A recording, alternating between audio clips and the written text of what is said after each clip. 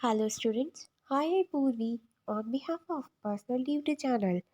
आज हम लोग क्लास 9 बायोलॉजी का chapter number 5 the fundamental unit of life पढ़ने वाले हैं। तो बच्चों मुझे बताइए the fundamental unit of life क्या है। पहले तो मैं ये जानना चाहती हूँ कि फंडामेंटल का मतलब क्या होता है। फंडामेंटल यानी एक बेसिक यूनिट। हमारी लाइफ की बेसिक यूनिट है सेल। स्टार्ट करते हैं एक एक्टिविटी से। एक एक्सपेरिमेंट दे रखा है। रॉबर्ट हुड ने एक एक्सपेरिमेंट किया था। While examining a thin slice of cork, Robert Hooke saw the cork resemble the structure of honeycomb consisting of many little compartments. जब रॉबर्ट हुक स्लाइस कॉक की पतली सी स्लाइस का एक्सपेरिमेंट कर रहे थे तो उन्हें देखा कि उस पतली सी कॉक में ही एक हनीकॉम्ब बन रहा है जिसमें बहुत छोटे छोटे से कंपार्टमेंट्स बने हुए हैं। कॉक is a substance which comes from the bark of a tree. कॉक एक ऐसा सब्सटेंस है जो पेड़ की बार्क में से मिलता है, हमको छाल में से मिलता है। This was in the year 1665। 1665 की बात है। One hook made this chance observation through a self design microscope. ये तब की बात है जब हुक ने एक ऑब्जर्वेशन देखा उसी के खुद के डिज़ाइन, खुद ही ने जो माइक्रोस्कोप डिज़ाइन किया था उससे। Robert Hooke call this boxes cells. Robert Hooke ने उस बॉक्सेस को बोला cell. And cell is a Latin word for a little room. Latin cell एक लैटिन वर्ड है जिसका मतलब होता है लिटिल रूम, छोटा कमरा। This may seem to be a very small and insignificant incident, but it is very important in the history of science. Science की history में बहुत ही इम्पॉर्टेंट है ये। This is was the first time that someone has observed that some that living things appear to consist of separate unit. हमने ये पहली बार देखा है, किसी ने ऑब्जर्व किया है कि जो लिविंग थिंग्स है वो अलग अलग यूनिट से मिलकर बने हैं। The use of the word cell to describe this unit is being used till the day in biology. और इस वर्ड का यूज़ हम आज बायोलॉजी में भी करते हैं। Hello students, hi Purvi on behalf of personal tutor channel. आज हम लोग क्लास 9 साइंस का एक basic topic what are the living organisms made up of पढ़ने वाले कि लिविंग ऑर्गेनिजम्स किससे बने हैं। स्टार्ट करते हैं। इसको एक्सप्लेन करने के लिए यहाँ पर एक एक्टिविटी दे रखी है, activity 5.1। So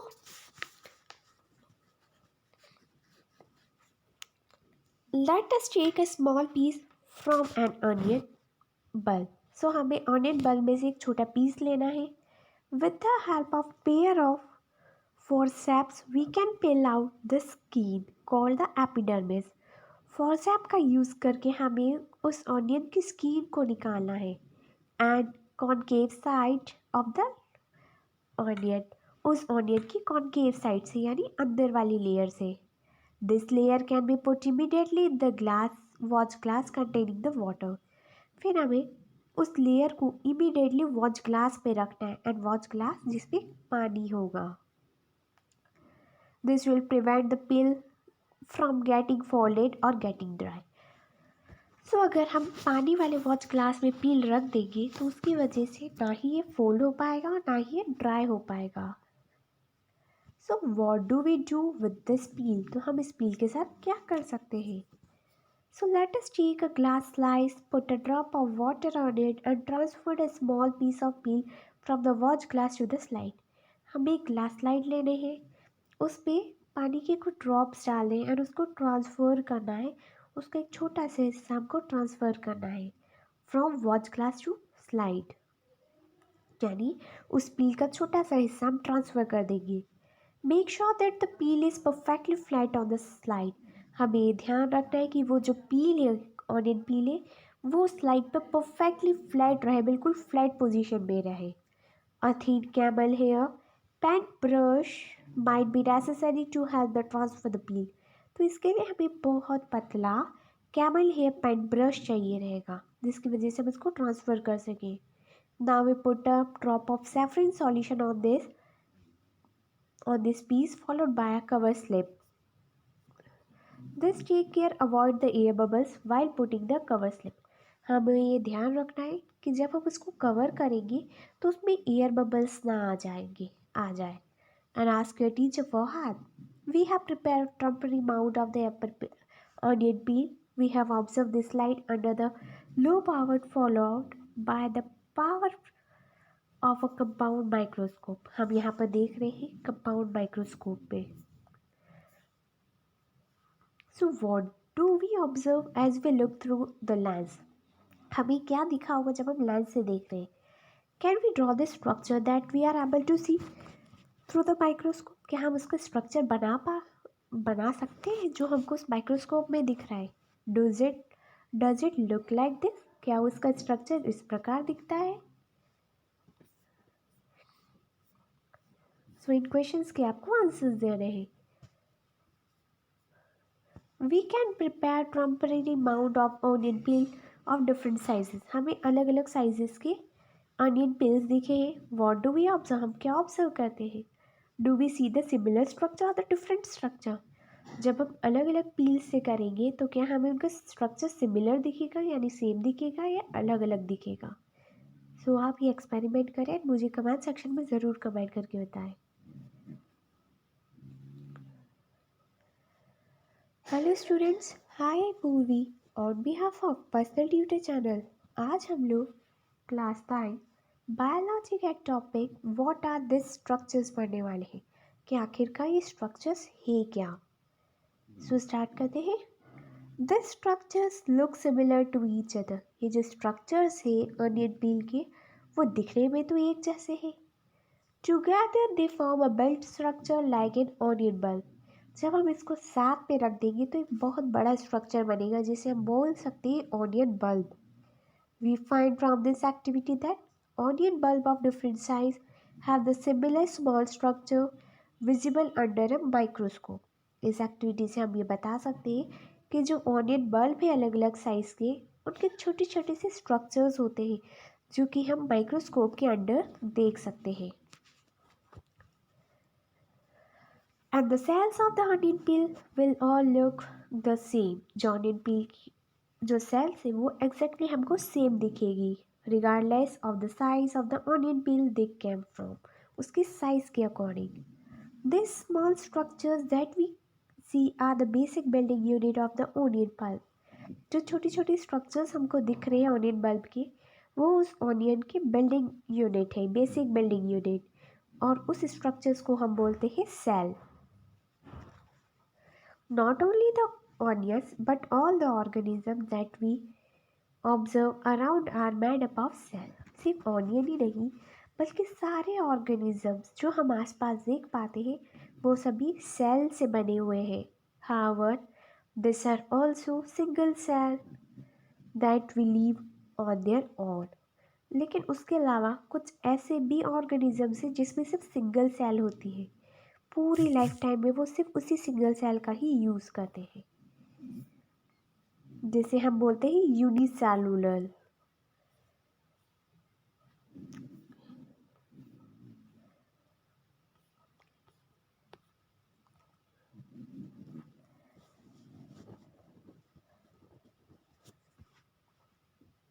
hello students, hi Purvi on behalf of personal tutor channel.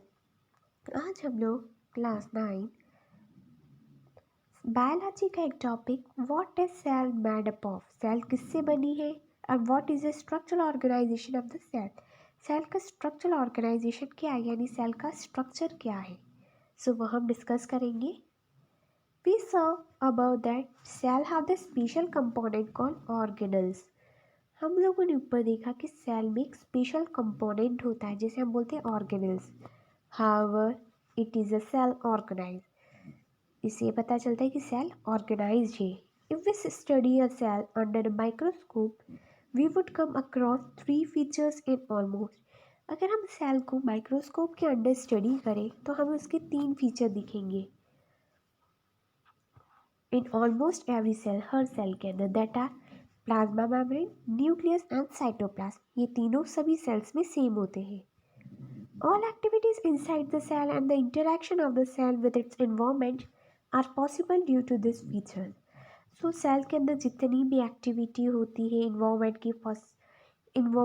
की वजह से या किसी दूसरे सेल की इंटरेक्शन की वजह से, तो वो सब इसी एक्टिविटी इसी फीचर पर बेस्ड है। फीचर्स है plasma membrane, nucleus and cytoplasm. So यहाँ पर हम सभी चीज़ों को एक एक करके पढ़ने वाले हैं।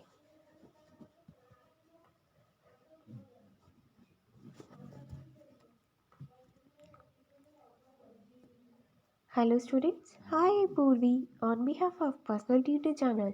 आज हम लोग क्लास 9 साइंस का एक टॉपिक प्लाज्मा मेम्ब्रेन और सेल मेम्ब्रेन पढ़ने वाले हैं। प्लाज्मा मेम्ब्रेन क्या होती है और सेल मेम्ब्रेन क्या होती है, इसको स्टार्ट करते हैं।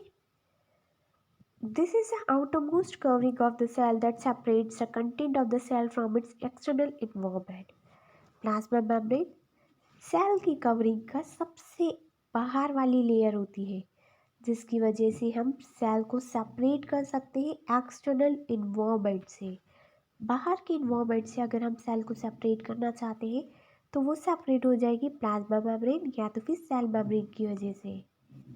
द प्लाज्मा मेम्ब्रेन अलाउज और permit the entry and the exit of some material in and out of the cell. So जो प्लाज्मा मेम्ब्रेन है वो जो भी एक्सटर्नल मटेरियल है बाहर से जो आ रहा है या अंदर से जो बाहर जा रहा है उसको अलाउ करती है। उस मटेरियल की एंट्री और एग्जिस्ट को अलाउ करने का काम होता है प्लाज्मा मेम्ब्रेन का। It also prevents the movement of some other material. इसकी वजह से हम कुछ मटेरियल के मूवमेंट को भी प्रिवेंट कर सकते बचा सकते हैं। The cell membrane therefore is also called the selectively permeable membrane. Cell membrane को ही हम selectively permeable membrane भी बोलते हैं। How does the movement of the substances take place into the cell? So substances का movement सेल के अंदर कैसे होता होगा? How do the substances move out of the cell? substances cell से बाहर कैसे आते हैं? इन क्वेश्चंस के आंसर हमें इसी वीडियो में मिलेंगे। Some substances like CO2 or oxygen can move across the cell membrane by the process of diffusion. कुछ सब्सटेंस जैसे कि यहाँ पर दो सब्सटेंस की बात हुई है, कार्बन डाइऑक्साइड एंड ऑक्सीजन, ये दोनों ही गैसेस हैं। तो ये सेल मेम्ब्रेन के अंदर डिफ्यूजन प्रोसेस के थ्रू अंदर और बाहर कर सकते हैं। We have studied the process of diffusion in the earlier chapter. पिछले चैप्टर में हम लोग डिफ्यूजन प्रोसेस को बहुत डीपली पढ़ चुके हैं। So we saw that there is a spontaneous movement of a substances from a region of high concentration to the region where the concentration is low. So ये एक spontaneous movement है किसी भी substance का from higher concentration to lower concentration। यहाँ पर जो movement होगा high से low होगा। Some similar to this happen in the cell when some substances like CO2 accumulate in the higher concentration inside the cell. In the cell's external environment, the concentration of CO2 is low as compared to inside the cell. So, cell के अगर external environment की बात करें तो वहाँ पर CO2 का जो कंसनट्रेशन होता है वो बहुत ही ज़्यादा लो होता है as compare to the inside of the cell, cell के अंदर से।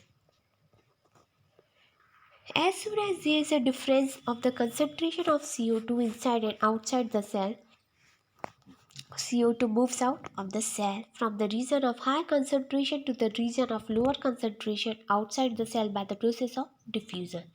So जैसे कि हमने देखा कि CO2 का concentration अलग अलग होता है, सेल के अंदर डिफरेंट एंड सेल के बाहर भी अलग।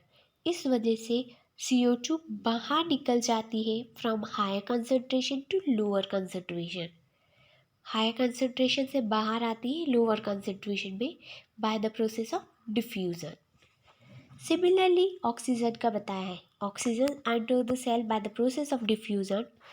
व्हेन द लेवल और the concentration of oxygen inside the cell decreases, thus diffusion plays an important role in the gaseous exchange between the cell as well as the cell as and the external environment. So हमने देखा कि CO2 हमारी sales के अंदर जाता है by the process of diffusion. So जब इसका जो concentration of oxygen inside the cell decrease हो जाता है, यानी कम हो जाता है। सो डिफ्यूज़न एक इम्पॉर्टेंट रोल प्ले करता है गैसियस एक्सचेंज पे, क्योंकि ऑक्सीजन और कार्बन डाइऑक्साइड ये दोनों गैसियस है और इनके एक्सचेंज में कौन काम कर रहा है, diffusion process. So water also obeys the laws of diffusion, पानी भी लॉ ऑफ डिफ्यूज़न को ही फॉलो करता है। So the movement of water molecule through such the semi-permeable membrane is called osmosis. So water का जो मूवमेंट है वो होता है ऑस्मोसिस की वजह से। The movement of water across the plasma membrane is also affected by the amount of substances dissolve in water. So पानी का जो मूवमेंट है किसी भी प्लाज्मा मेम्ब्रेन के पास में वो अफेक्ट करता है सब्सटेंस को, कि कितना सब्सटेंस हमने उस पानी में डिसॉल्व कर रखा है। Thus, osmosis is a passage of water from a region of high water concentration through a selectively permeable membrane to a region of lower water concentration till the equilibrium is reached. So, osmosis एक passage है water का जिसमें कि movement होता है higher water concentration से lower water concentration में through selectively permeable membrane यानी प्लाज्मा मेम्ब्रेन की हेल्प से। What will happen if we put an animal cell or a plant cell into a solution of sugar or salt in water? क्या होगा हम अगर animal cell या plant cell को sugar या सॉल्ट सॉल्यूशन में डाल दें? तो यहाँ पे आपको रीजंस बता रखे हैं। One of the following 3 things could happen. तीन में से यहाँ पर 3 सिचुएशन दे रखे, उनमें से कोई भी एक सिचुएशन हो सकती है। तो यहाँ पर हाइपोटोनिक सॉल्यूशन बन सकता है, आइसोटोनिक सॉल्यूशन बन सकता है और हाइपरटोनिक सॉल्यूशन बन सकता है। तो ये आपको रीड करना है। अगर आपको नहीं याद आएगा देन आप मुझे कमेंट सेक्शन में कमेंट करके बताइएगा, मैं आपको नेक्स्ट वीडियो में ये प्रोसेस समझा दूँगी।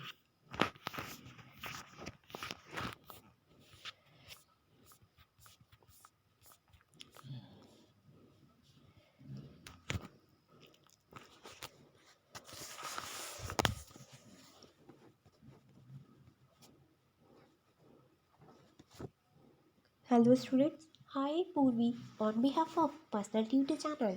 आज हम लोग क्लास 9 साइंस का एक टॉपिक सेल वॉल पढ़ने वाले हैं। सो स्टार्ट करते हैं। Cell wall.